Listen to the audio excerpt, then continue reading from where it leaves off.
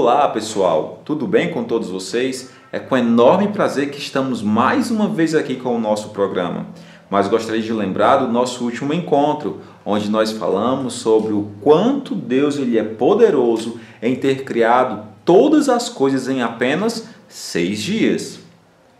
Vocês conseguem lembrar que nós estudamos, por exemplo, lá em Gênesis capítulo 1, onde Deus cria, por exemplo, Deus criou a luz e as trevas, o dia e a noite. Ele também cria os céus, os mares. Ele separa os mares e faz a porção seca. Ele cria a vegetação, as árvores.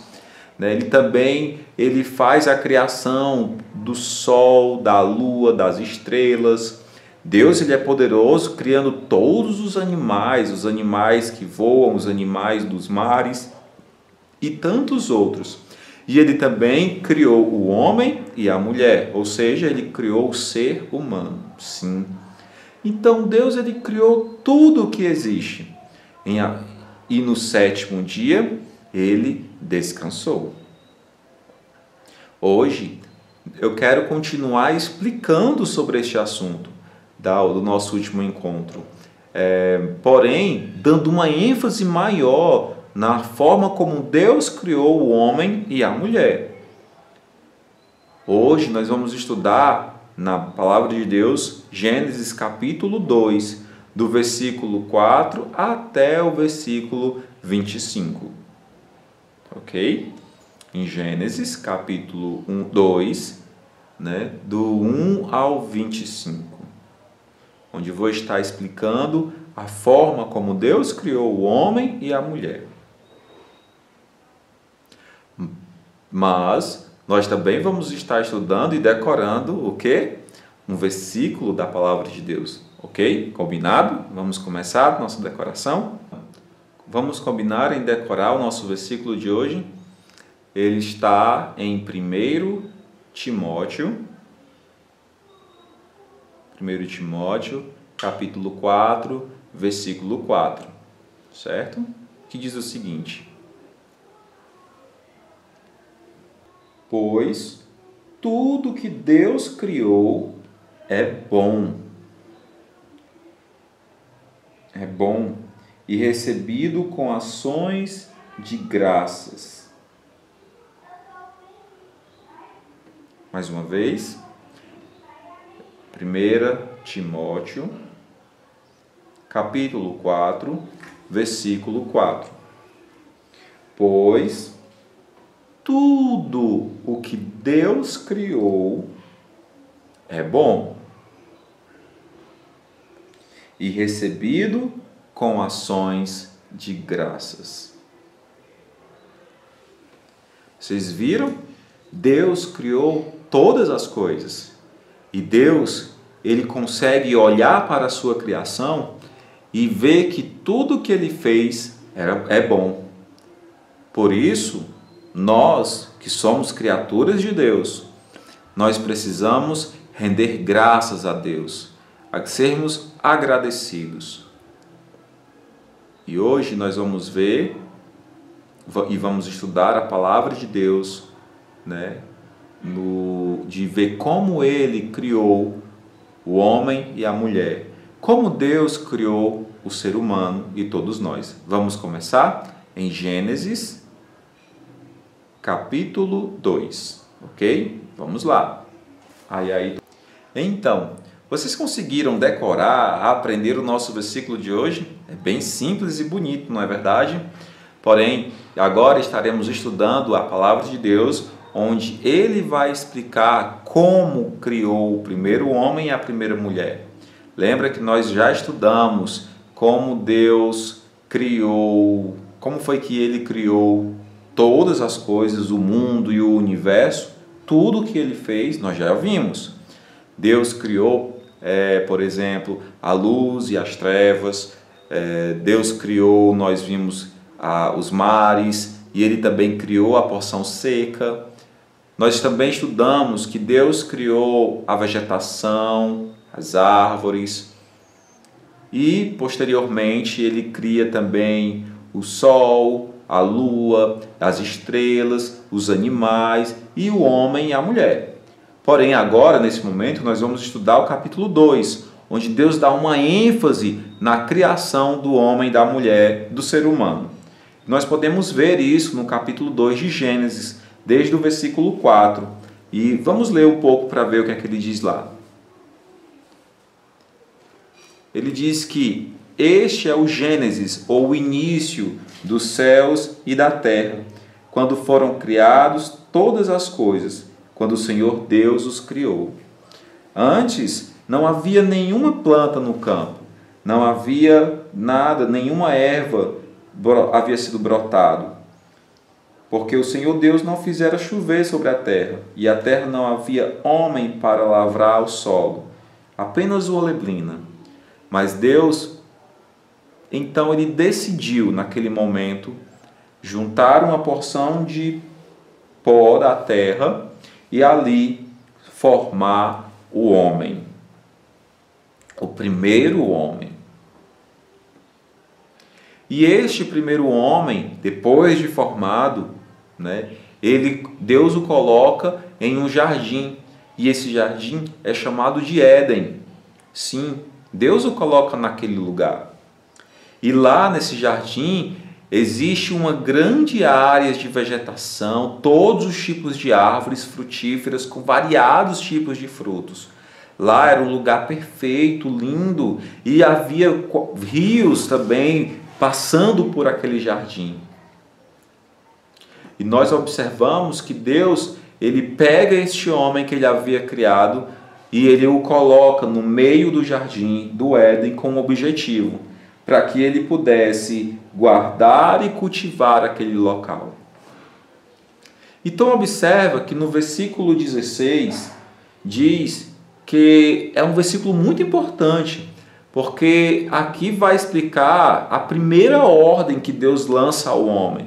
Olha o que diz nesse versículo 16. De toda árvore que há no jardim, você está livre para comer.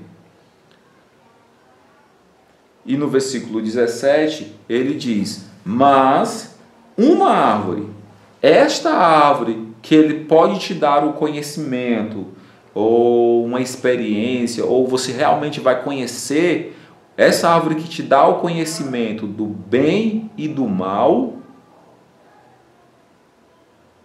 ela você não pode comer. Porque no dia em que dessa árvore, do fruto dessa árvore você comer, você certamente vai morrer. Nossa, vocês estão vendo? Deus, ele cria o primeiro homem, ele junta o pó da terra, ele forma o homem e diz no versículo 7 que ele lança sobre esse homem o fôlego de vida, e na hora que ele recebe esse fôlego de vida, ele passa a ser uma alma vivente. Mas então Deus o coloca dentro do jardim do Éden com um propósito. Deus deu uma responsabilidade, ele precisava cultivar, ele precisava guardar aquele jardim. E Deus também o deu uma ordem. Ele tinha liberdade para comer tudo o que quisesse. Apenas uma árvore. Vocês estão vendo? Ele tinha essa liberdade de todas as árvores. E eram árvores frutíferas e deliciosas. Ele podia comer livremente e só uma. Deus lhe disse, essa árvore do conhecimento do bem e do mal, você não coma. É só essa. Mas tudo bem. Passaram-se um tempo, e Deus, ele observa o homem e ele diz, não é bom que este homem esteja só. Isso no versículo 18. Não é bom. E Deus, então, ele percebe isso. E esse é o livro, e esse é o versículo que apoia demais o casamento. Deus, ele quer que nós tenhamos um casamento. Sim. Deus, ele quer que você tenha uma pessoa junto de você. É desejo de Deus que você conheça uma pessoa, que forme uma amizade, que torne essa amizade em casamento. Porque ele fala que não é bom que o homem esteja só. Não é bom. Por esse motivo Deus diz, eu vou fazer uma auxiliadora que ele seja idônea, né? Que seja igual, seja correspondente humana como ele. E Deus então, ele faz, né? No versículo 19, Deus dá outra responsabilidade ao homem. O homem é colocado para dar nomes a todos os animais que ele visse pela frente. Cada um deles. Né? E é isso que o homem faz. O homem dá nome a todos os animais que ele encontra. Mas também o homem conseguia ver, nossa, um animal ele tem o seu macho e também tem a sua fêmea. Né? Mas eu não tenho alguém idôneo a mim.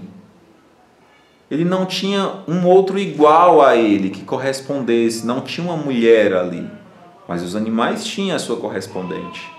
Então, no versículo 21, nós encontramos Deus dando uma solução para isso. Deus fez com que o homem tivesse um sono tão pesado que esse homem dormiu. E Deus arrancou uma de suas costelas, e dessa costela, Deus, então, formou a mulher.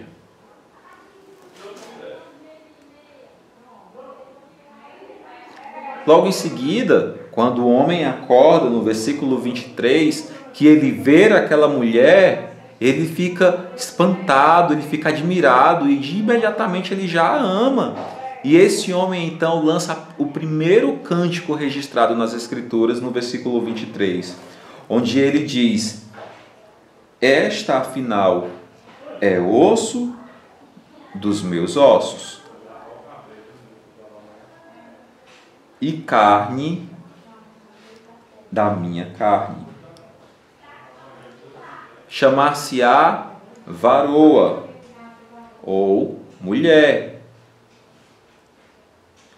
porque do varão ou do homem foi formada, foi tomada. Então observe que esse versículo, ele apresenta uma base importantíssima para o casamento, principalmente nos versículos seguintes, onde diz: por isso o homem vai deixar seu pai, a sua mãe, a sua família, e vai se unir, né, em matrimônio com uma mulher. E eles dois serão uma só carne. Isso significa que eles serão uma só pessoa, ou terão uma unidade. Eles formarão uma unidade, uma só carne. E o versículo 25 termina dizendo que eles estavam nus, mas eles não tinham vergonha disso. Observe então esse texto.